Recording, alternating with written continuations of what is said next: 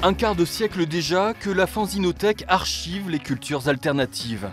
25 ans de militantisme souterrain pour défendre la micro-édition et les créateurs indépendants. C'est une culture qui est tellement saupoudrée et invisible que voilà, pouvoir la rassembler en un seul lieu, ça lui donne vachement de poids.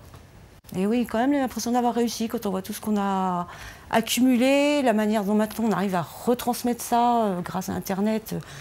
Bon, assez fière, ouais.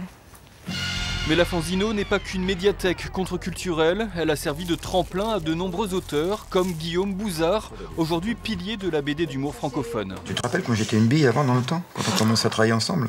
Regarde comme j'ai progressé, bon pas celle-là.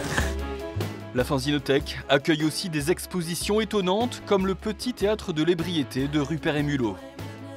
Ou encore de drôles de machines comme celle du créateur Rémi. 25 ans, de sacrés bons souvenirs et d'actes de piraterie graphique, même si les choses ont quand même pas mal changé depuis la fin des années 80. On reçoit moins de fanzines de musique avec Internet. La transmission des infos se fait vraiment par Internet. Par contre, depuis plusieurs années, le fanzine graphique explose. On reçoit de très très beaux objets gravés, sérigraphiés.